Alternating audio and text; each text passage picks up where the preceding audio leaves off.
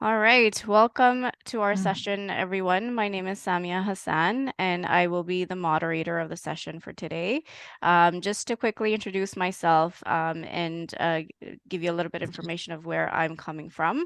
So I am the executive director for the Council of Agencies Serving South Asians. We are located in Toronto, Canada. We are a social justice organization that serves South Asian communities across the country. We do a lot of social justice work. We do a lot of gender equity work, health equity, so anything that impacts South Asian communities. We're also a member of the Color of Poverty, Color of Change Steering Committee. And you are in this session called How Does Poverty Impact Gender Equity for Racialized Women in Canada? Because it does. And at this time, I will ask folks if you feel comfortable to introduce yourselves in the chat. So you can briefly mention your name, where you are joining us from, and if you have an organization that you're affiliated with, that would be great. And I mentioned the Color of Poverty, Color of Change steering committee. So Color of Poverty is a network across Ontario, Canada, and it is reflective of the diversities of the racialized communities, both Indigenous peoples and peoples of color, working together to build concrete strategies, tools, initiatives, and community-based capacity to address structural and systemic Indigenous and ethno-racial inequality here in Canada. And before we get started on our session and we introduce our panelists, I do want to take a moment to do a territory acknowledgement. So I am joining from the Greater Toronto Area in Canada. So my acknowledgement will be based on that. So as the Color of Poverty, Color of Change, we are grateful for the opportunity to gather on this land and thank the generations of Indigenous people who have taken care of this land long before other nation groups came. We acknowledge that the work of Color of Poverty, Color of Change, and this event takes place on traditional Indigenous territories. Well, for me specifically, of the Huron-Wendat, the Haudenosaunee, and the territory of the Mississaugas of the Credit.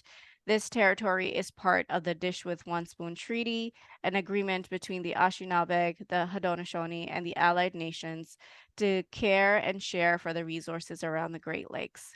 This territory is covered by the Upper Canada Treaties. Today, see Takaranto, which is the traditional Mohawk name of this area called Toronto, and it means trees in the water, and its surrounding areas are still home to Indigenous people. And we are grateful to have the opportunity to meet, work, and play on this territory as settlers.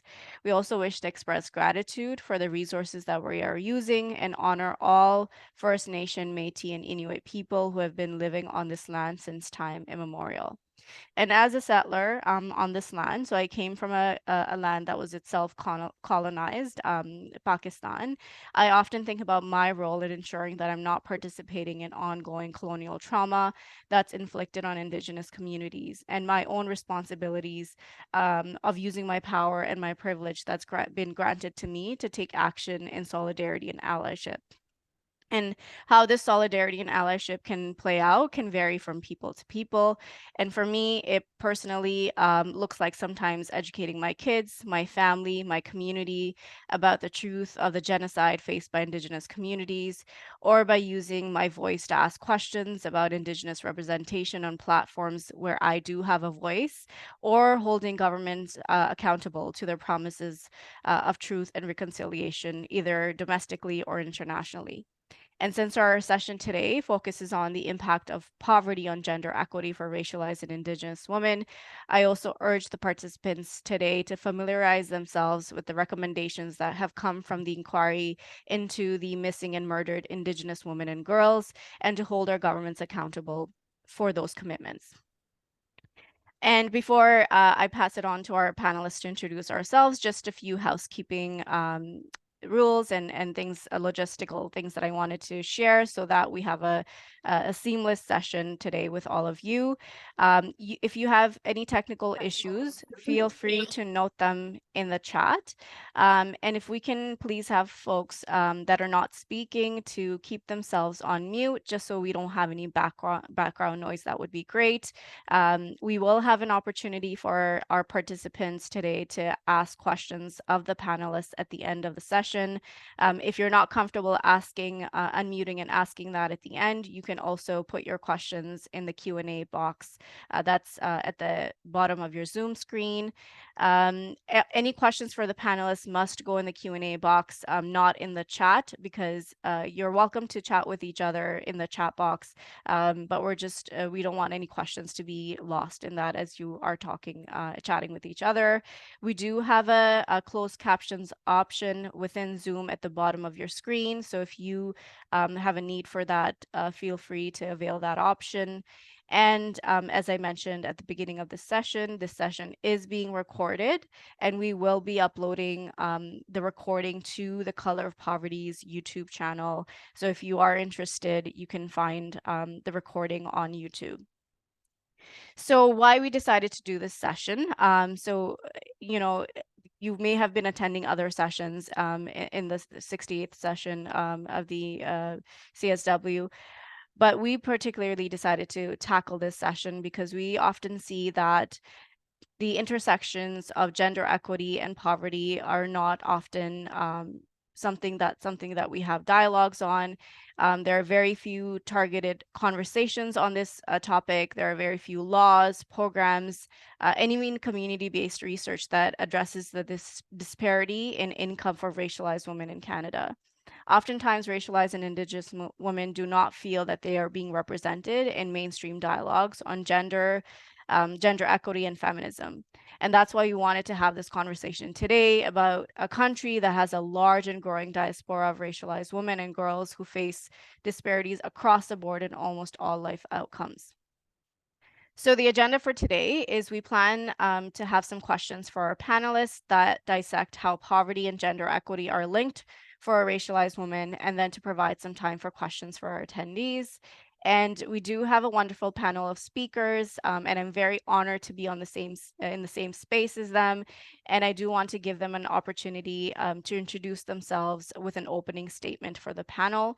So if you can take 1 minute, 1 to 2 minutes to introduce yourself, your organization, where you're coming from, that would be great. And then we'll go into the panel questions. So we'll start with Danette. Do you want to take 2 minutes to introduce yourself, please? Thank you, Samya. Welcome, everyone, and thank you for joining us here today. My name is Danette Edwards. I'm the Interim General Counsel at the Black Legal Action Center, which is a community legal aid clinic established in 2017 to combat individual and systemic anti-Black racism. Black provides free legal services to low and no income residents, Black residents of Ontario who've experienced anti-Black racism. We also conduct public legal education to provide legal information on these topics, and we engage in systemic advocacy and law reform as well to address these issues at the systemic level. Well, this is a very interesting topic because I come to it also from a lived experience perspective. I grew up in Guyana with a single parent who did not have any financial supports from my other parent, nor the government. My mom, in addition to herself, myself, and my siblings, also supported extended members of her family, including my grandmother and her youngest aunt. As an adult, after suffering a critical illness, I was unable to work for a number of years. During those years, again, my mom, who's my hero, stepped in and financially supported me and my daughter. My illness sort of reemphasized the vulnerability that women face, particularly in the lack of employment and housing. And here in Canada, a place which is supposed to be, a first world country where we should have access to all of these supports. When I returned to the workforce, luckily I was able to work from home, which helped me to better manage my symptoms from my illness. Too few women have that luxury. And even as a child, I kind of understood that from my experience that women have always existed in these particularly precarious financial circumstances and positions, compounded by the burdens of family and childcare, various disabilities, and lack of access to proper education or training. My own personal experiences form my worldview today. I really don't subscribe to this bootstrap theory that everybody that seems to dominate the discourse around poverty today. I think we all owe a social responsibility to ensure all marginalized peoples are able to exist in meaningful ways and are able to fully participate in society, the workplace, and every single aspect of life. Thank you. Thank you so much, Danette, and thank you for sharing your personal experiences. I think that a lot of folks on the panel are coming from with lived experiences on this, and I'm sure a lot of folks on in the participants list in the audience can also relate. I'll go to Agnes to introduce herself. Thanks, Samya. Morning and welcome, everyone. My name is Agnes Mann. I'm the Executive Director of Chinese Canadian National Council for Social Justice. CCNCSJ is a national organization established by a group of Chinese veteran activists many, many years ago. Our mission is to educate, engage, and advocate for equity and justice for everyone in Canada. And our priorities are to collaborate towards policy and system changes to address racism and advance justice and equity, and also to confront racism and discrimination, and particularly anti-Asian racism. Like, we try to do it through impactful interventions. And we do have a focus on combating racism against Chinese Canadians. As you may all know, recently there are quite heavy political tensions between the governments of China and Canada, and that tension cascades down to everyone here in some areas of our lives. So we do have like a lot of work to do here. And also through our projects, we also try to build leadership and community resilience for sustainable social justice movements. So I'm very happy here today to share our views and also to see everyone here, and also to hear your voices from our friends and from our allies here. Thank you. Great. Thank you so much, Agnes. Meena?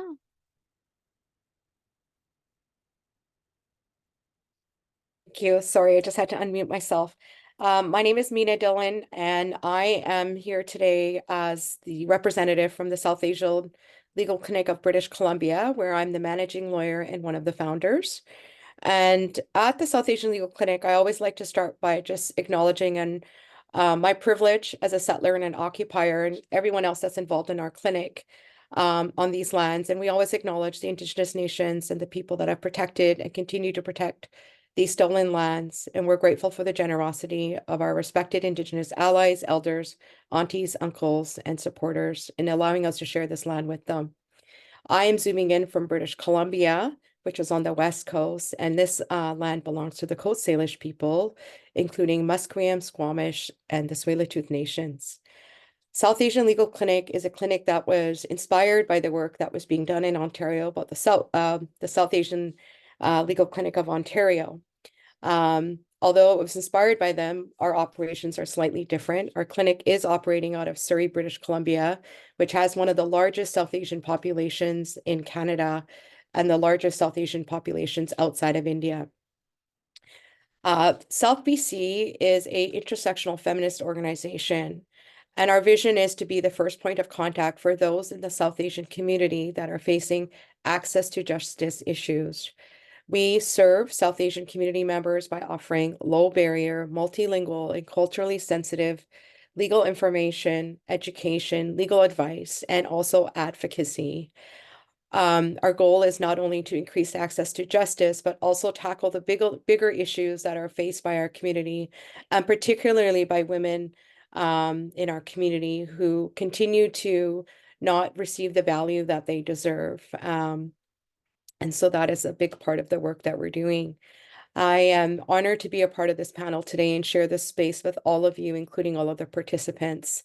And I work with a lot of women in the work that I do. And I also actually want to honor all the women in my life that have made sacrifices to allow me to be in the position that I am today. And I'll end my introduction here. Awesome. Thank you so much, Meena.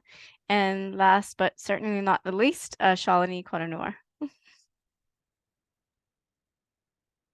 Good afternoon if you're joining us from Eastern Time, and good day from wherever else you may be joining us. My name is Shalini Konanur. I'm the Executive Director and a lawyer at the South Asian Legal Clinic, our counterpart to South BC.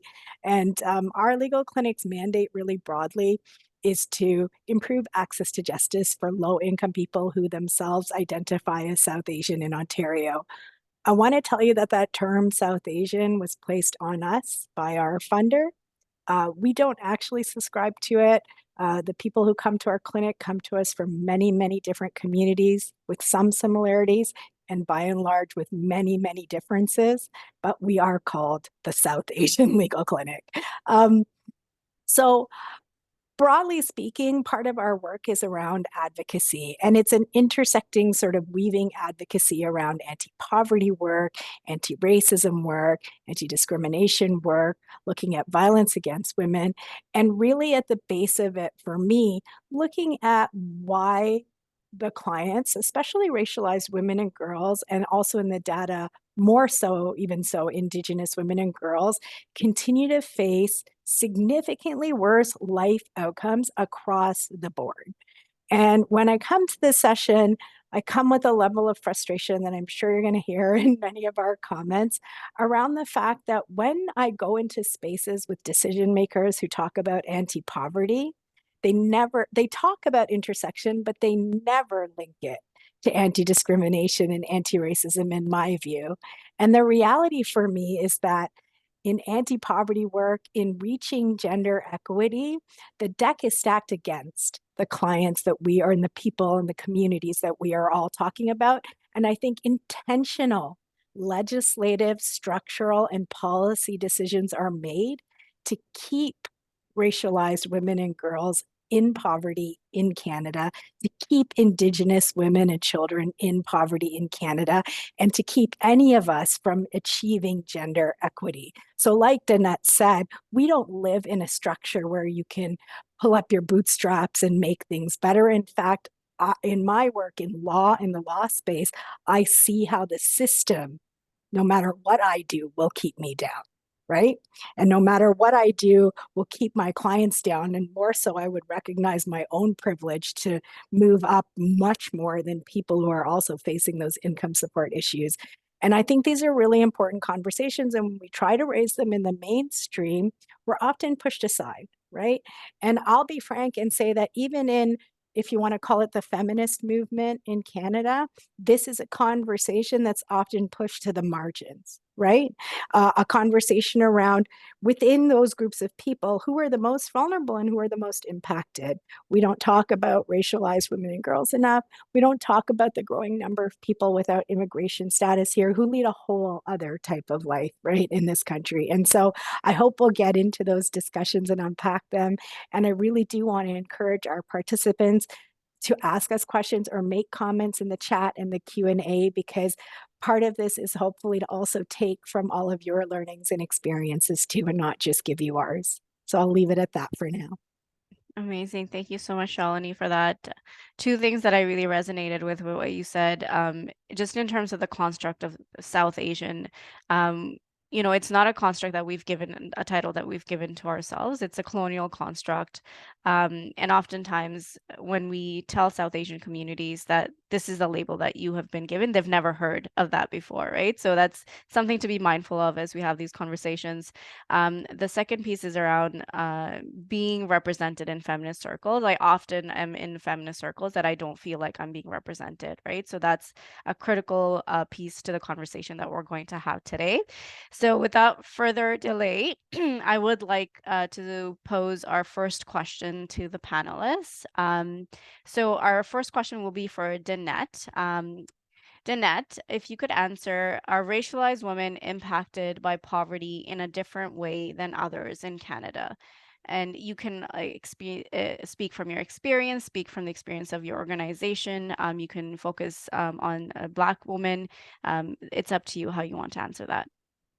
Thank you. Absolutely. I think the answer is that racialized women are impacted by poverty in different ways. And Shalini touched on it a little bit, talking about the systems that are in place, the policies that operate to oppress, marginalized women. And discrimination and racism play a huge role in creating and perpetuating poverty. So just by way of explanation, anti-Black racism is a system of inequities in power, resources, and opportunities that discriminate against people of African descent. That discrimination is deeply entrenched and normalized in Canadian institutions, policies, and practices. And most people who are not the subject of that discrimination don't feel its effect. It's invisible to them. It has a long history rooted in colonization, European colonization in Africa, and the transatlantic slave trade, as Shalini talked a little bit about the colonial structures of our society. Slavery was legal in Canada until 1834. When Canadians talk about slavery, one of the first things I was most surprised by was how few people knew and acknowledged that slavery existed in Canada. 2 centuries later, those ideologies which were established in our history still continue to drive those processes of discrimination and stigma. Most interestingly, between 2020 and 2021, I think Statistics Canada published a report stating that poverty rates increased the most for seniors and racialized persons by over 80%. I think that's a very, very telling statistic. And for Black people, that statistic says that it increased by almost 54%. So because racialized women disproportionately experience poverty, food insecurity, houselessness, low wages, poor mental health, higher levels of chronic disease, we come from a place of multiple overlapping identities, similarly to all racialized communities. We're not just Black women. We could be Black women with a disability. We could be queer Black women. Our religion, our immigration status is significantly important and to how we earn our income in these countries. I think for me, the greater the number of marginalized identities a person has, the greater the risk of poverty, and that's shown to be true. Employment income being what it is, not having a unified minimum wage across Canada, government income support programs that fall far below the subsistence level. Those are the kinds of things that tend to affect Black women in particular. The other thing is it's hard to access benefits and services. For example, when you're working more than one job to make ends meet, taking the time to go into a government office to fill out forms or to provide documents, to obtain even legal advice on issues. Those are all barriers for racialized women.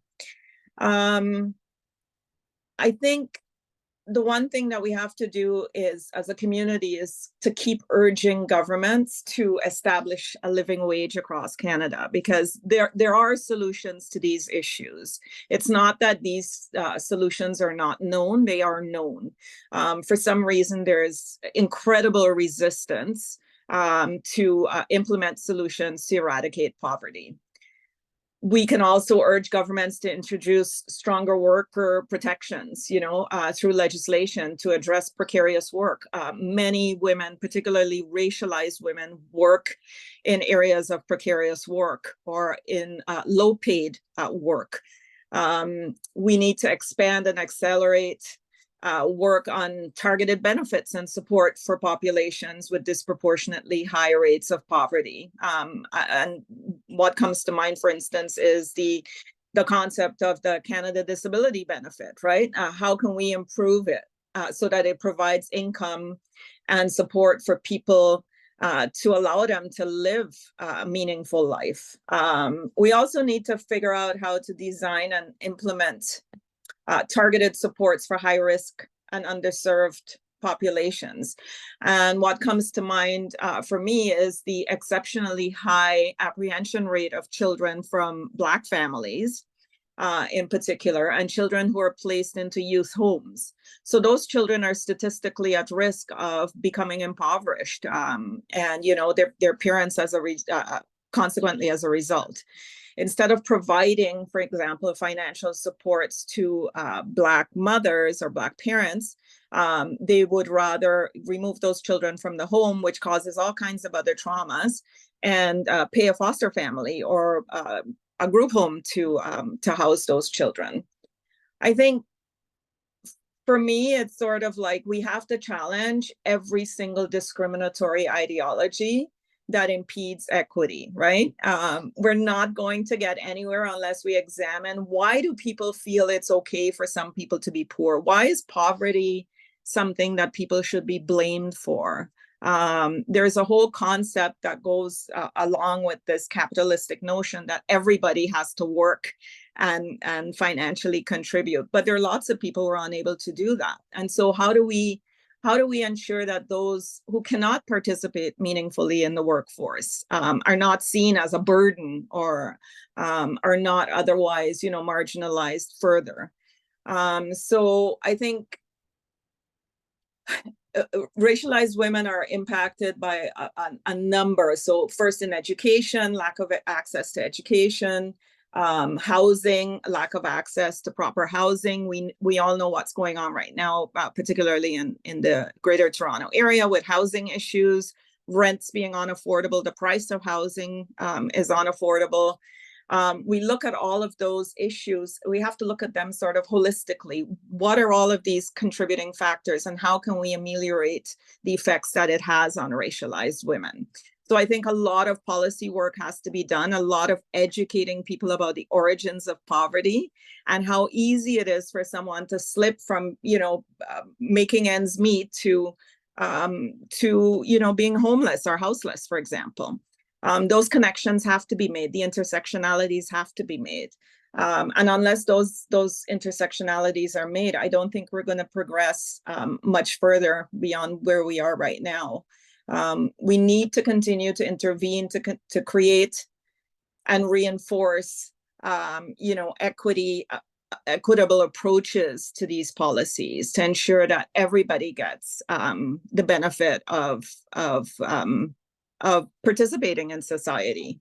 I think that's for me, that's fundamentally so. And I think those are there's so many overlapping reasons, right? Like there's the intersectionalities, I think, are what impact Black women and racialized women more than others, for example. Thank you. Amazing. Thank you so much for that. I think you covered a 360 approach to this answer, and you touched on education, housing, health, immigration status, child welfare. And, it just goes back to what Shalini mentioned in the intro, that it often feels like the policies are stacked against us, right? And so how do we reframe the foundations of policies? And we need to recognize that not everybody can contribute the same way, and that is impacting racialized women's ability to thrive and to live and to thrive. So thank you for that answer. Anybody else want to take a stab at that one? I just wanted to add one thing to what Danette was saying, which is, when we talk about the space of women and girls, right? We talk about the workplace and we talk about pay equity. We never talk about gender, race, pay equity, right? And the data around that in particular is that racialized and Indigenous women and Black women in this country make significantly less than everybody else, right? Those are the numbers. And what is frustrating for me is, I learned during COVID that our country knows how to triage the most vulnerable, like seniors got vaccinations, long-term care people, and that's appropriate, that's correct. So the question becomes, when the data is telling us that disproportionately racialized and Indigenous women and girls fall into poverty at higher rates, disproportionately are paid less and underemployed, why are we not triaging from a systemic level those populations?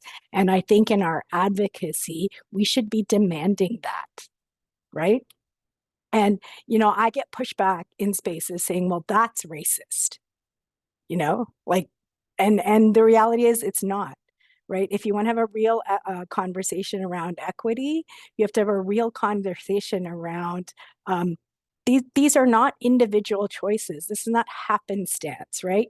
These are policies, these are legislations, and these are structures that are structured to make exactly that happen, regardless of what I do, you know? And so I think we have to keep that front and center. And I think in spaces like the United Nations space that we're in today, Canada goes out into the world and talks about how great it does by us, right? And by us, I mean how amazing it's doing on anti-racism and anti-discrimination, on feminism. And the truth is, I think in the space I sit in, I just don't see that at all, you know? And so I think it's really valuable to also push back in these spaces, and for people who are attending today who are not from Canada, right? For you to think about the PR machine versus the reality. Thank you, Shalini. And when I went to Geneva last year, and that was one of the biggest comments that we received, like Canada doesn't seem like, you know, from the outward setting of Canada and the way that we promote ourselves, our PR machine is really great at making us look like a utopian society when there's so many issues internally. So I will turn to Meena for the next question. What impact does immigration status have? So I know Danette mentioned some of that, but if you can zone in a little bit more on the immigration status piece, what impact does it have on poverty for racialized women in Canada? Immigration is a huge barrier that forces women to stay in very dangerous and unsafe situations. When we look at the stats of immigration, a lot of the largest numbers of women that are coming, or racialized women that are in Canada, are living in provinces that are the most expensive to live in. And a lot of times their immigration status really restricts where they can work, how much they can work, and who they can work for. And in the work that I've been doing, and I'm sure Shalini is seeing this as well, I see a lot of women that are stuck. And my hands are tied a lot because I don't have a lot of alternatives to offer them. The same person who may have sponsored them here or brought them here for employment is the same person who is exploiting them financially and sexually. And there's so many layers to this, because immigration, this is usually a choice that someone's making to come here for a better life, a better opportunity in this country that is marketed to be such a safe and a place where everyone can be equal. But what we know in practice is that that's not what's happening here. There is so many different barriers and obstacles for women that don't have immigration status here. So there is people that come here with work status that allows them, but then there's a large group of people that are here that don't have status. And the people that don't have status, you know, with other intersections in their life, are the most marginalized. And a lack of access to legal resources is one part of that, but housing, childcare, medical, pay equity, being able to even complain on an employer. How do you do that if you've been being paid in cash because you don't have any legal status to be working here? So the levels of exploitation are huge. And I think one of the challenges that I see is, as a country, we really want to bring people here and bring them into our workforce, but on very certain conditions. And going back to the pandemic, when we weren't able to bring people here, and we had people in Canada that had immigration that were here, or they had some limited work permits, those were expanded to allow them to work more. And as soon as that's been addressed, that's been just cut back. The other thing I work with a lot is the international student population, who I'm really struggling with the level of exploitation that's happening there. I mean, our government is saying, yeah, come go to these schools. These schools are being set up. And when students are trying to advocate for their rights, or they're trying to even get a simple refund back, there is no supports available for them. And when you contact the relevant minister's office, they're basically say, oh, you have to deal with the school. But these policies are so unfair. So immigration itself is just such a racist system in Canada. And I say that out loud all the time. And sometimes people, You know, they don't understand, especially in a lot of feminist circles. If you are not working with the racialized populations or you don't have that experience firsthand, people do not understand how racist our immigration system is. You know, and I think we're seeing that with what's happening in our world right now.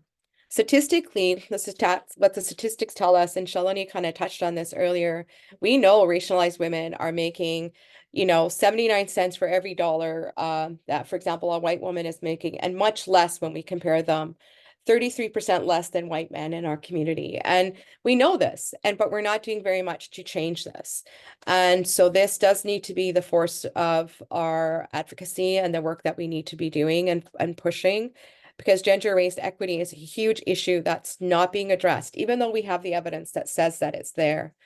And I think one of the things that would be very helpful is that if we are going to, we need to build in some supports for people that are living in these situations. And I don't think childcare opportunity should be tied to immigration status.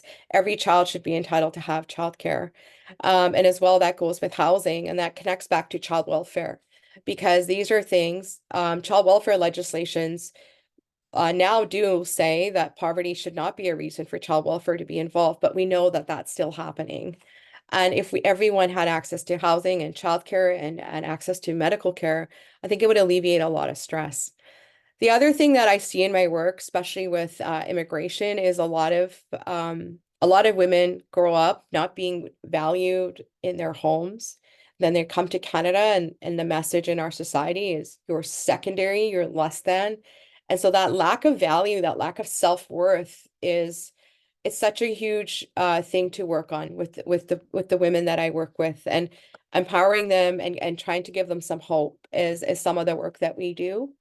However, this is a huge issue, and we do have to tackle the larger issues. And so we do have to, one of the things that I would like to see happen is that there should be a much more streamlined way, especially if someone has some sort of valid immigration status here, that it shouldn't take months to change a work permit or things like that if someone is being exploited in their place of employment. And that shouldn't be something that's used as a fear tactic by the exploiter. And that there should be some other ways of reporting that fairly quickly and offering, especially women that are in these situations, a way out, a way to be in a different and a different job opportunity. But with that, we need to build more job skills training that is targeted to racialized women. There are lots of community programs that offer job skills, but rarely are they offered in different languages. Rarely are they offered to populations that are new to this country. Those languages are maybe new. And I think that is another area that we have to really, really work on it and do some advocacy to create those opportunities for the new populations that are coming here who aren't being represented in circles. So I think I'll pass it off to Shalini now, because I know she has a few things to say on the topic as well. Yes, please go ahead. I think like my whole friend and family circle is tired of my immigration ranting. So I think all I want to add is two things. One, what I see in the data around immigration is that we are bringing in, by and large, thousands and thousands of racialized people into Canada, right? But what we are choosing to do is to bring them in on temporary status. So international students, migrant workers, some come as refugee claimants, and we're seeing these massive populations of people who either have what we call temporary or precarious status or no status at all, women and girls, right? What we do in our systems is that we attach having immigration status as a requirement to almost every support you need to get out of poverty. You cannot get the Canada Child Benefit. You could be a Canadian-born child, but if your mom doesn't have immigration status, you cannot get the Canada Child Benefit. You cannot apply in Ontario for special priority housing. You cannot get subsidized childcare. All of those things are tied to immigration status. So on the one hand, we want all of these people to come in and be like a second class of people who work and who engage in the economy and do all the things we need them to do to hold Canada up, but we're not going to give you anything. We're not going to give you health care. We're not going to give you any of those things for many of these people. So when you talk about poverty, gender equity, and racialized populations, if you think specifically about all of these people that I'm talking about, that is the most vulnerable group. We meet, and I've met at this clinic, people who are non-status, racialized women who are non-status, single mothers who are working for $5 an hour, right? Nobody can live in anywhere in Ontario or anywhere in this country, to be frank, on $5 an hour. They don't get access to social assistance. They don't get access to Canada Child Benefit. So it's exactly what Meena said. Our system is quite racist and intentionally so. And I recently did a presentation or training on human trafficking. And when I was reading the definition, I thought, well, our entire system of immigration, particularly for labor, is like a labor human trafficking ring, the biggest one, right? When you see how it plays out for people. And so I think the ask is really that we keep hearing, we don't have enough people. We need more people for the economy. We need more people for the economy. So why are we even bringing in people temporarily? Why are we putting these people here? You know, the ask has always been, let them come as permanent residents and let them engage in the same way that we do, right? And we'll still have issues around poverty and gender equity, but massive improvements can be made on the immigration side to protect people. And if we don't do that, what happens in the end, in the cases I see, is that people face violence in all forms, right? At the end of the day, that vulnerability for racialized women and children suborns violence, violence from family, violence from partners, violence from employers, violence from the system. And so we really have to ask ourselves, is that where our human rights-based country is meant to be? Thank you so much for that, Shalini. And it just reminds me of community case that I'm just supporting with. And Meena kind of alluded to the racist immigration system that we have right now. There's a single Palestinian mother who's been here since November, has 4 kids under the age of 13, doesn't have status. She's not even able to get her kids in school. And if she's not able to get her kids in school, how is she able to earn a living? So she's just doing catering on the side to, just to get some money for sustenance. There's no supports offered to her, like the $3,000 that was offered to the Ukrainian families. So nothing. And so, I've been working with school boards in the Durham region just to try to get her kids into school so she can do other things. So it's, like Meena said, we're very we pick and choose who we want to support and who we don't want to support, and it's very unfortunate. I do want to bring in Agnes to the conversation. So Agnes, if you can tell us what is the state of gender equity for racialized women in Canada? I know we've alluded to that quite a bit, but what is your take on that? Thank you. Yeah, if I can, I hear you all, and if I can like change a direction a little bit on this is like recently we just celebrated the International Women's Day, which we saw a lot of messages that celebrated women in the mainstream, calling out issues like concerning the more achieved side of the workplace, right? For example, ensuring there are equal number of women in corporate board of directors, etc. But working class or impoverished or racialized and immigrant women are some of the most marginalized people, and we don't hear a lot of discussions or a lot of topics like relating to them in this social movement. And sometimes the idea of the girl boss, I don't know if that's the word I read, but I don't know if it's like a word that everybody like understand the mainstream. The girl boss is like, it's very popular right now. It's kind of like mainstream liberal feminism, which is the idea of celebrating women in high paid positions with power. But the exploitation and oppression of women in the margins is somewhat neglected. So right now we hear a lot of conversations saying, oh, we need to bring women up, which I do not dispute. I think this is important. But this is there's a term called like bourgeois feminism, and it's very different from the movement of proletarian women. because we're talking about moving women who are already affluent and achieved, and they have a status to higher position and have more power. But at the same time, does that have positive impact on the ones that are more in the entry level? So it seems like there is like a break between the two different groups of women, and also groups of like different racialized women as well. In the mainstream culture, like we can see that like the higher position industry position women are celebrated, but sometimes we think when for them to go to that level, it could be like due to a certain degree of exploitation of racialized and working class impoverished women as well. So we in celebrating this, I think we would love to see more movement of women already in high position trying to speak out and also give a hand to those in the entry-level position or like new immigrants or from different racialized groups. Yeah, because if just a side issue like the International Women's Day, the true origin, basically it lies in the effort of militant working class women fighting for their rights. So we don't want to forget about that. And we want to think about how we can be in solidarity with working class women, and especially those in the margin at multiple intersections. For example, how about equity in entry-level positions? How about we try to eliminate the glass ceiling for not just women, but certain racial groups? For example, I'm sure we've heard many cases that first, it's not easy for women to do certain jobs or for them to be promoted to certain level. And when women can finally get up to that level or get into that job position, wait, your racial group doesn't qualify for that, right? It is unspoken. Nobody would say it into your face, but there is always that feeling or that understanding or that vibe in certain industry, and which is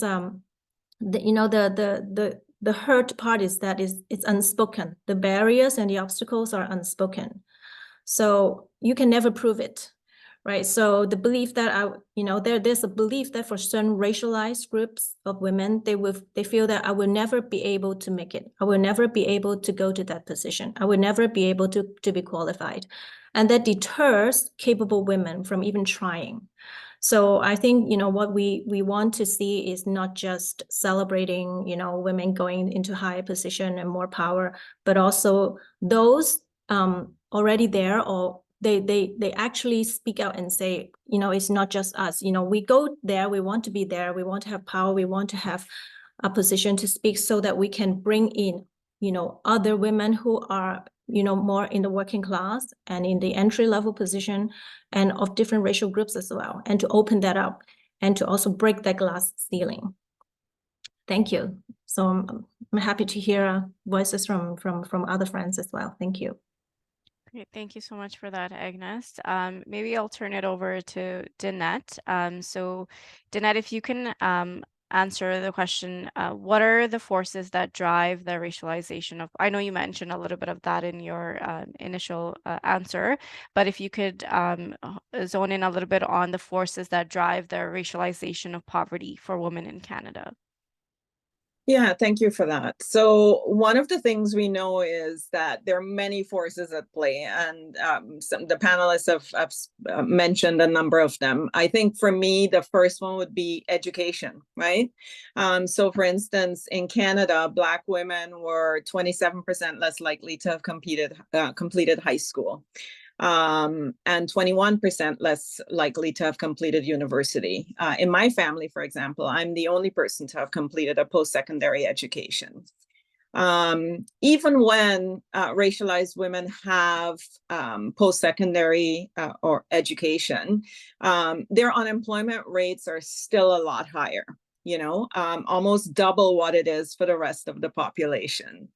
And that's there are a lot of issues, and on our website at the Black Legal Action Center, we actually did a whole a documentary film about the process of streaming kids from the educational system into the criminal justice system. So Black high school students, for example, are more likely to be streamed into special education and applied programs, and least likely to enroll in college and university because, for example, they might have to go out and work and earn an income to support their families. And then they face much harsher disciplinary proceedings when they are in school. I think for me, the second most important one, obviously, is going to be the discrimination that exists in employment. And we've all seen that. If people have names that Canadians find hard to pronounce, for example, there's an automatic sort of disqualification that occurs because there are assumptions made about that person, either that person's qualifications or ability to do the job or whatever. So there's this whole tendency towards sameness, preserving the status quo, and, claiming, I think one of the employers, one of my famous favorite employer lines is, we don't think you'd be a good fit for this workforce. And even something as simple as being a young racialized woman applying to an article in a law firm or for employment, part of the interview would be conducted asking me about, my golf handicap. I don't golf. I know that's a stereotype, but I think that there's an entire workplace culture that is based in colonial IDs that we don't subscribe to. So we don't get promoted as often. Women don't get promoted as often as men, even though, they might be doing twice the workload, being twice as productive as their male compatriots. So we don't get hired, we don't get promoted. We're the first to be fired if there are any issues at work. If the number of complaints that I've heard from people saying, oh, thank goodness you speak English that I can understand, assuming that because someone speaks English with an accent, that somehow they are of lesser intelligence or they're less qualified to assist them with, whatever they need done. We talked about the immigration status issue. Both Meena and Shalini talked in depth about that. One of the biggest things there obviously is immigration status, when particularly for racialized women who come to Canada as a spouse and encounter, for instance, domestic violence or intimate partner violence from their partner. And then their sponsorship application can be revoked by the partner, and that leaves them at the risk of deportation from Canada. So all of those things kind of all combine to create this sort of increase the numbers of women, of racialized women living in poverty. There's also a complete lack of support for women who are racialized women living with disabilities, right? And I think that's across the board. It's a lot worse for racialized women who are living with disabilities to even function in the workplace because there's no sort of accommodation given. A lot of these companies talk about accommodations, but they don't really put any effort into it. And I think also lack of access to proper housing, right? With the current financial climate in Canada, the high rates of inflation, the high costs of groceries.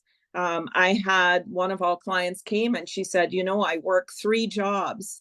I make minimum wage at all 3 of my jobs. By the time I pay my rent, I have $40 left over for everything else. And I think that's a really sad state of affairs. How are these families existing? How are they eating? There's just no consideration of that.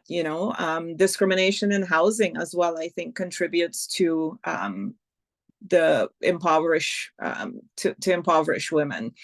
And I think for me, there are lots of other reasons, but finally, I think the COVID-19 pandemic, right, contributed significantly to that because it disrupted all of our economic systems, our social systems, our healthcare systems. It affected our income, government transfers, wages. And I think those impacts will be felt for probably years to come, right? Like COVID-19 impacts are not over. And the loss of transfer payments from the government to people during that period. Where are those people now? How are they existing? I think we've seen on the news people applying for jobs. Thousands of people show up for, a couple of dozen jobs. That says to me there's something fundamentally wrong with the system when we're saying, oh, we're in a period of low unemployment. What does that mean? Who is facing a period of low unemployment. It certainly isn't racialized women, right? Because when you look at those lineups, they do tell a story.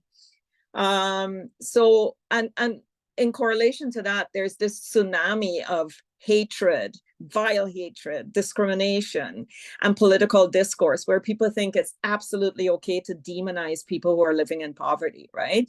And we saw, for instance, when I was going, Toronto in particular as a metropolitan area always had a huge houselessness issue. But particularly after COVID, like I saw on the streets, the number of people that became houseless increased exponentially, and it was visible and noticeable. And so those are all sort of concerns, you know, that I would have. Again, so one of the things is we do have sort of administrative systems put in place to address these issues, such as the landlord and tenant board, for example. When you experience racism, you can file an application, or the Human Rights Tribunal for Ontario. But those systems have been rendered virtually ineffective, right? So the landlord and tenant board, for example, I think I just read a statistic. There's a number somewhere between 38,000 and 68,000 cases that are in the backlog right now. Human Rights Tribunal, you're facing about 5 to 6 years before your human rights complaint is adjudicated. So those systems are not effective. Where can people turn for relief, right? And COVID, like Shalini said, COVID showed that society and governments can adapt, that they can pivot, right, to bring in measures to accommodate marginalized peoples. They just choose not to do it. And I think that's the most frustrating part when you work in this area, that there are active choices being made that work to our detriment, right? That work to the detriment of racialized people and racialized women in particular. I think that's it for me. Thank you. Thank you so much for sharing that, Danette. And I often find myself in circles where I am just awed at the fact, at the no's that we get, like that's not possible, this is not possible. But we saw during COVID that a lot is possible. It just depends on their intent and their willingness to do anything about it. Meena, do you want to add anything to this question? Yeah, I just going back to COVID, I think one of the things that we really noticed here in British Columbia, which I'm sure is true for other provinces as well, is who was working during COVID. It was racialized women. It was people that were working minimum wage. Those were the people that had to go to work because they didn't have any other way of surviving, or they were choosing to go to work because they had a job and they wanted to go to that work. And then a lot of racialized women that I'm working with, they do work 2 to 3 minimum wage jobs. And that then usually what happens is they're earning a little bit more, so it cuts them off from a lot of social programs that might help them. And so that all needs to be looked at as well. Sometimes with interviewing, how interviewing is done in our communities, the focus is a Eurocentric perspective of I. And a lot of people I work with don't think of I, they think in a we, they think of in a community way. And that, you know, I sometimes talk about that in HR circles, and it goes over people's head and they don't understand how that is a different mindset, and how we interview people should be done differently. And I think if that changed, we would value more of the skills that our migrant population or our racialized population brings, because they have skills. They're usually just not valued in the same way. So I just wanted to add those things. The other thing I wanted to just quickly say, when I think about International Women's Day, there's usually all this talk about, you know, like Agnes shared, about kind of women that have made it. There are women that are higher up. But one of the things that I would really, really like to see a shift and focus on is that there's still a lot more work to be done. There is a number of women that need us to advocate for them. And one of the things that I would really like to see is more education, starting from the primary school age, around understanding systematic racism, understanding what patriarchy is, so that children grow up knowing that these systems are out there and that we need to change them. And that is not something that we're doing quite yet in our community, but I do hope that we continue to advocate together to change that. Thank you so much, Meena. So I will ask one more question, but I do want to remind participants that you do have an opportunity to ask our panelists questions. So at the bottom of your Zoom screen, you will see a Q&A box. So if you have any questions, feel free to start populating that box, and I will direct those questions to our panelists. So our last question is, what are some of the critical intersecting issues that need to be addressed in these conversations for racialized women in Canada? So I'll start with Agnes. Oh, this is such a big topic, and I try to say it as short as possible and leave some time for other friends to share. If I may, maybe I can just focus on like one issue, which are the sex workers in Canada here. And I believe that many of us are aware that like many migrant and racialized women are into sex work here, where the law does not really protect them. In a sense that like sex work itself is not a crime in Canada. Correct me if I'm wrong, there are lawyers here, but it criminalizes several aspects of prostitution that are related to third-party involvement in commercial enterprise, such as you cannot like advertise sexual services, purchase sex, or manage or benefit from them. But the paradigm kind of like shift towards protecting sex workers by providing them with certain legal safeguards, but like try to penalize those who try to exploit them, right? But currently, the current law, to a certain extent, it may also criminalize some internal or external collaborations between workers and the allies, addressing the violence, the human trafficking, exploitation, legal obstacles, rehabilitation and settlement, and the overall well-being of these women. Enforcement has never been easy, and it can further trivialize, their livelihood, especially like racialized workers and allies who are sometimes they're targeted as criminal traffickers with like heavy policing and land surveillance and raids and deportation. So the laws, like there's an inherent dichotomy, like legalizing sale, but criminalizing the purchase and the operation.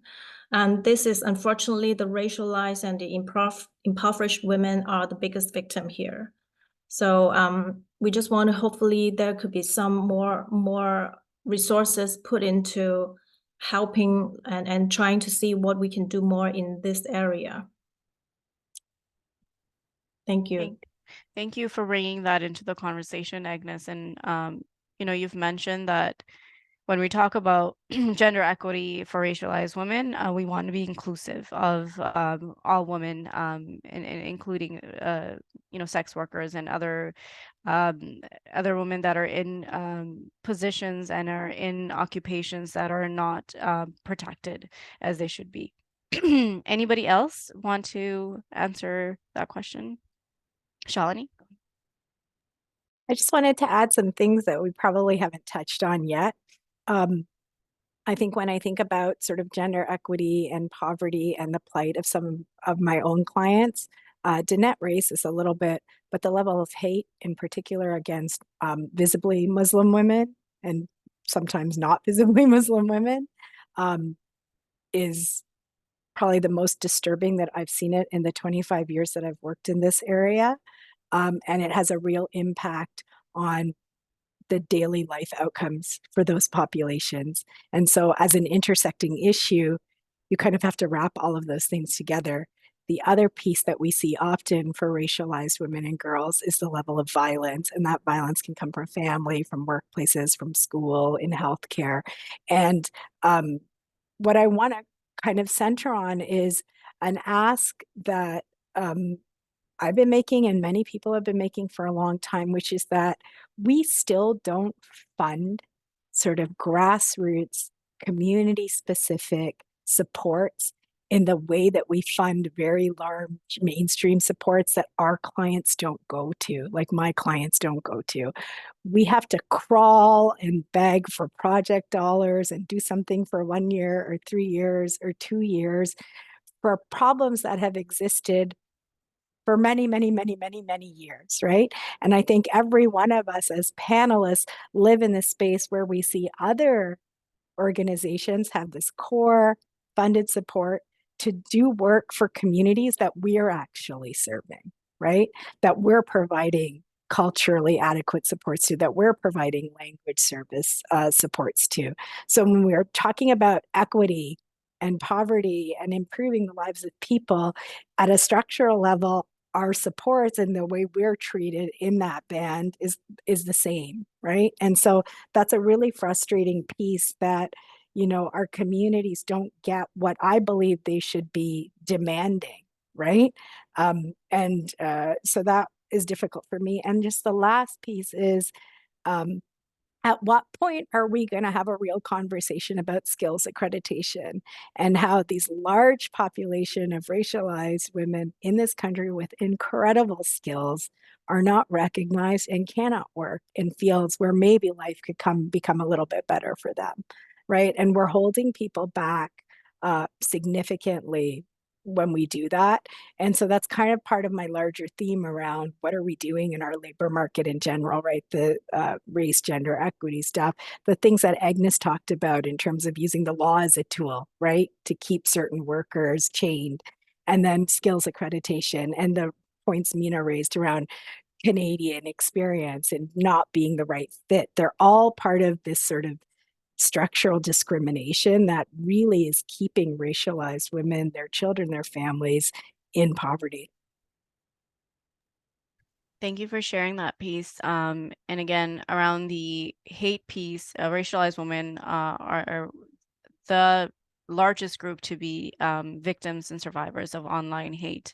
And, you know, right now we're seeing that there's an online harms bill here in Canada that's being debated. And ironically, there's so much hate that's being perpetuated towards racialized women as, you know, people are debating this bill. It's like, this is why we need it. And it's just the state of affairs right now. It's unacceptable, and it's dangerous, and it's harmful, it's violent, and it really impacts people's mental health or physical health. So thank you for bringing that up. Any other thoughts around the final question around critical intersecting issues before we turn to the Q&A? Oh, okay. So we will go to the Q&A. Our first question is, what are the top 3 calls to action that we can make to decision makers, such as government, to support racialized women being lifted out of poverty in Canada? So Danette, do you want to start with that? What are the top 3 calls to action? I think the first call would be to remove as many barriers as possible by funding or providing for a federal minimum wage that is consistent across all of Canada, and particularly for Ontario, and ensure that workplaces are compliant and people aren't getting paid $5 an hour because they lack immigration status. Just generally educating people around, you know, and having people educate themselves around these issues, like to understand that, not just regurgitate talking points from about immigrants that people read in the news, right? So one of the things that I've been monitoring, for example, are news headlines and how different racialized groups are characterized in news headlines versus others, right? So when it's someone who is a racialized minority, their picture often gets front and center in that news report. But when the perpetrator of that, whatever it was, crime, is a white male, oftentimes we don't see those pictures, right? So it's sort of like a reinforcing of, you know, stereotypes that exist in our society. And I think journalists have a lot to answer for when it comes to that, right? I think advocating around and reporting hate crimes, definitely. We've seen a small spike in the reporting of hate crimes. I believe Statistics Canada recently published a report on the level of hate crimes and how much it's increased, I believe, by 156%. In Canada. So the numbers are concerning. I think the third intersecting piece, the third solution would be, you know, just generally advocate, go to your MPP, go to your MP, fight for migrant workers. You're not fighting for distinct classes of people. You're fighting for everyone, right? Everyone benefits when we remove these barriers, when we create equitable situations. Everybody benefits. It's not just racialized women that will benefit. Racialized women have been on the forefront of almost every single fight for human rights in Canada. And there's a reason for that, right? But at the end of the day, all Canadians benefit when we're able to live in equity, right? So I think those are my solutions. And yeah, clinics like Shalini's and the South Asian Legal Clinic for Ontario and the Black Legal Action Centre continue to fight for equitable legislation, continue to speak out on the inequities that exist. But yeah, I think people really need to educate themselves on these issues and understand how it impacts everyone, society as a whole. Thank you so much for bringing that up, Danette. In terms of the hate crimes numbers, yeah, it is very concerning that there is a huge spike, and the numbers are not even accurate. The police reported hate crimes, right? We know certain communities do not go to the police or are not comfortable with going to the police. So also advocating for third-party reporting that can support communities that don't want to go directly to police. Any others that want to give in their 3 calls to action? Meena, go ahead. Sure, yeah. So I think that, I mean, statistically, we know that racialized women are earning 30% less than other people around them. So I would really, if I had a wish legislation, I would really advocate for some sort of policy or federal policy that says racialized women will be paid 30% more in comparison to other people. And that should be subsidized by the federal government. And for a period of time until employers are brought into a line to pay everyone fairly. In BC, we do have some pay transparency legislation that's just come into place. I think that should be done federally. And I think that every employer needs to start reporting who's being paid what and what positions they're at. So allow for some transparency and see who's moving up and who's not moving up and why is that. So, and then the second thing would be hate crimes. In British Columbia here, it's well documented that during the pandemic, there was a significant increase in hate crimes, anti-Asian and Islamophobic hate crimes. And it's been documented by a human rights commissioner. It's an issue in Canada right now, and I see it getting worse every day. And so some sort of federal commitment to hate crimes reporting legislation that doesn't involve making a complaint to the human rights tribunals or calling the police, but just a separate entity that's created to deal with hate crimes. I think that would be very beneficial.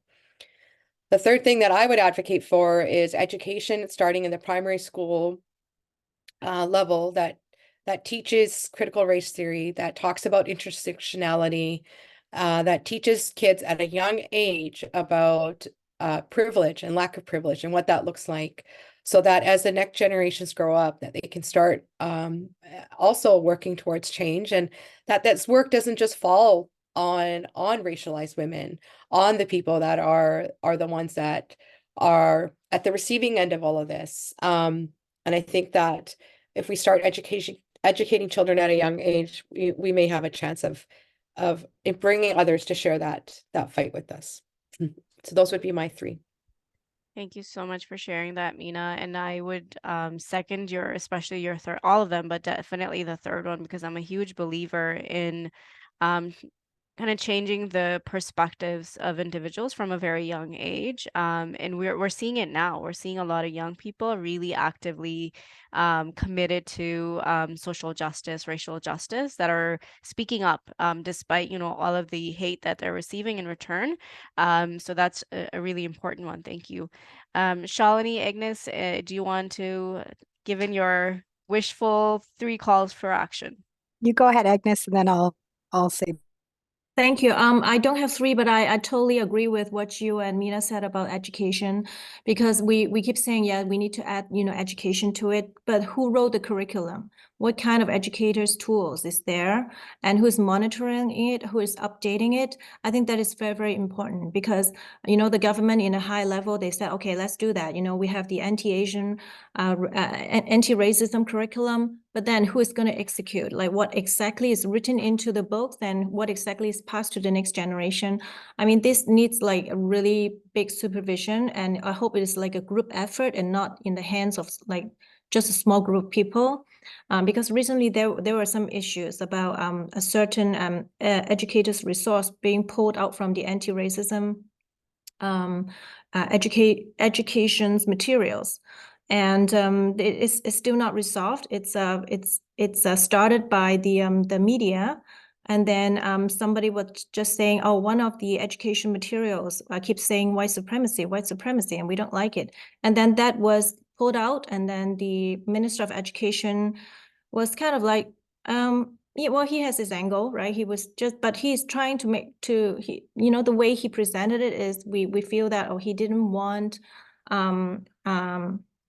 strong angles. He just want to say, okay, it's a harmonious society. But, when we study something in education, we need to also bring into the background and the development and the social movement and all that. So what my concern is, education is critical, but the people behind the education resources is also as important as having it in the system too. Thank you. Agreed. Go ahead, Shalini. So definitely yes to everything that's been said. And then I think one of the big things is that we can actually easily tackle the immigration issue that we've all raised and the vulnerability for racialized women who have precarious immigration or no immigration status by just giving everybody permanent residence, which also takes away the issue around not having access to income support, certain subsidized housing, healthcare, all of those things flow from that, right? So the ask has to be just fix that system, right? Recognize the inherent racism in the system and fix it. I think the second thing is that most of the time when clients come to me, what they're saying is, I don't really even care about these income supports. I want to work, right? And there are impediments to work. There are impediments to good work and work that will allow them to live their lives. And so what we've moved away from is employment equities. Every territory, every province, every federal employee, we need strong employment equity legislation that actually gets people to a point where they can get over those barriers around discrimination in the workplace. And then the last thing for me is something that Canada has been asked to do repeatedly by the United Nations, which is to create a national action plan against racism. I don't want to hear about DEI anymore. I want to hear an anti-racism action plan that talks about collecting data so we can know. Like I give you data, we all give you data that we're scraping together from different sources on the gender race wage gap. Why are we not just collecting that properly from Statistics Canada, right?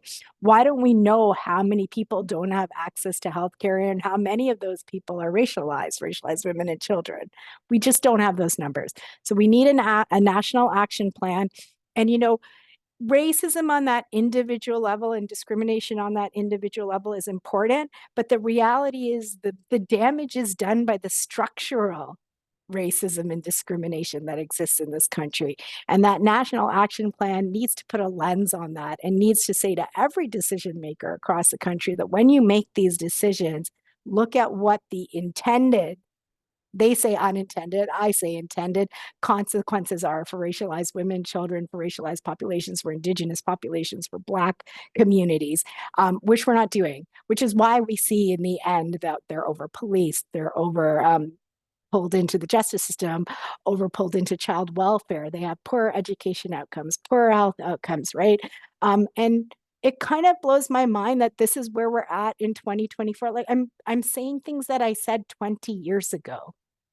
And so going to the second question really quickly is that we also have to figure out how do we organize together, right? Like there's tons of people beyond this call who are doing incredible work on these issues across the country, but I think our lobby is not strong enough. So we're definitely thinking about that. And just to jump into it, Ogasi is spearheading a conversation around, can we create a national organization that specifically addresses the issues faced by racialized immigrant women and girls? And so we need to think of in our own worlds of every level, including the United Nations, that we can use to organize and get that message out. It's a good time to do it because Canada's trying to get a Security Council seat so we can hold their feet to the fire, I think.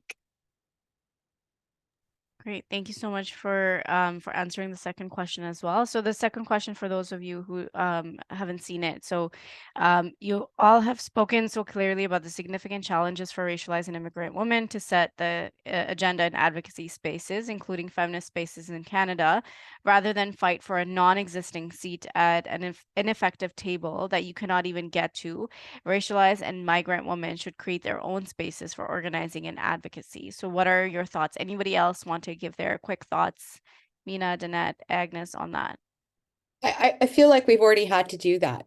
I think that us being here today on this roundtable is a collection of that. I think a lot of the work that we're doing in our communities and even collectively across Canada, it involves people who are serving the racialized populations coming together and creating our own space, because we're not getting space at those other seats. Or if we are going to those events, a lot of the issues that we raise, they don't get the attention that they deserve. So my personal opinion is that we're already creating our own spaces.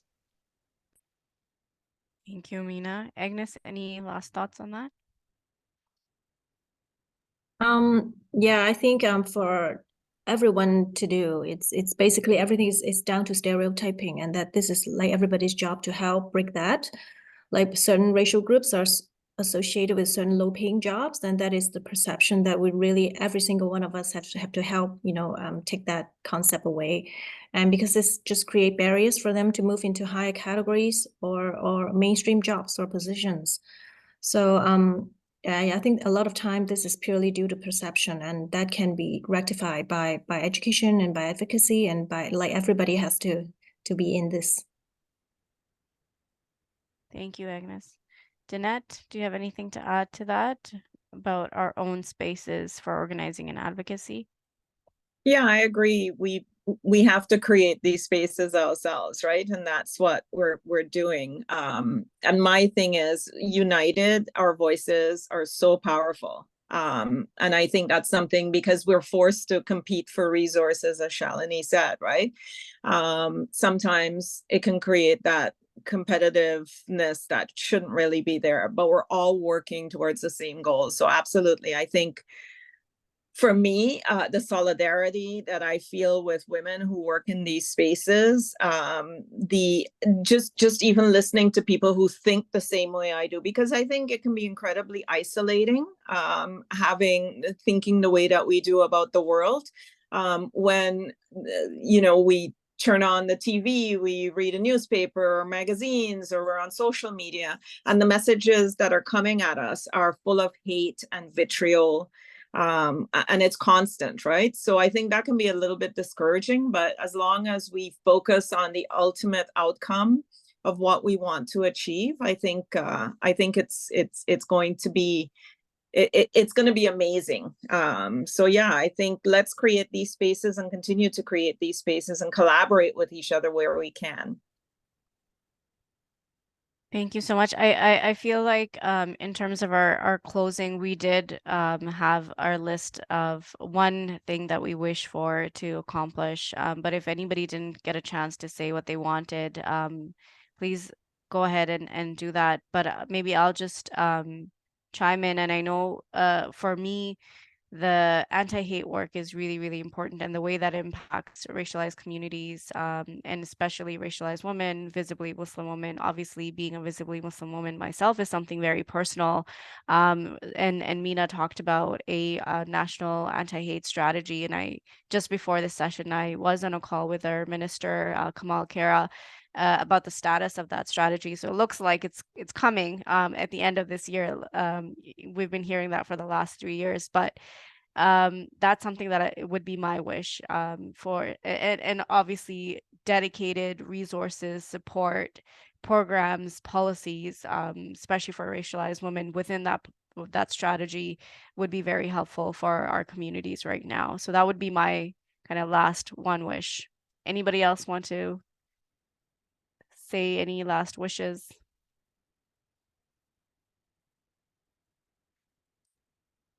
I mean, I could talk for like 14 more hours about all the wishes that I have. But I think like when I'm reflecting on today's session, there's a comment in the Q&A about, you know, when you think about all of these issues at the core, it's just, we're just so dehumanizing, right? To racialized women, girls, Indigenous populations. We have a huge problem in this country with acknowledging it. In fact, I think we do the opposite. We pretend like we're doing amazing, right?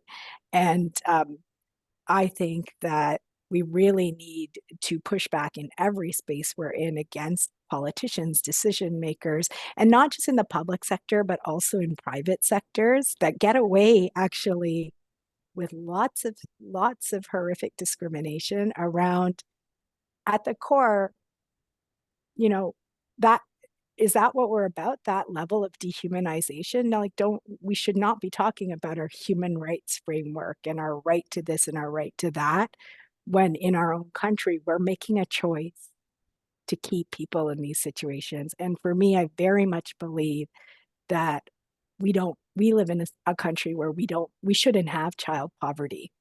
We should not have a system where nobody has health care. We shouldn't have a system where my client has to work for $5 an hour because she's a racialized woman without status. Those are all choices, not realities that were created by something that we don't know. And so I really think that that's a critical thing that we should keep hammering, that you're making that choice and you're telling us with your actions what you think of us and what you feel. Thank you for adding that, Shalini. And just a last question in the Q&A around how do we get people that are don't identify as women or women of color to be in the space as allies. So that's, you know, in our work at CASA, we're doing a research on toxic masculinity and how that impacts gender-based violence and intimate partner violence. And it's been a challenge engaging men in this conversation because it's not just the work of women, right? So any last thoughts on how to engage people that don't identify as women or women of color in these conversations? I mean, it's a tough one. We have to do a lot of outreach and reach out to people. I can definitely say that in spaces where I do anti-racism work with white people, I'll just say white people, there's a lot of uncomfortableness, right? In acknowledging what's going on. And so I don't have a solution for how, because the reality is those are the people who actually have to be engaged, not us. Right. But that's been a very uphill battle in my experience. Yeah, agree 100%. I'll just add it's an uphill battle, but it is also, I think for me, it's always making sure that what we're trying to advocate isn't lost in trying to appease or bring comfort to those that don't get it, because that is not my job. And my job is to advocate for the racialized people that I'm working with.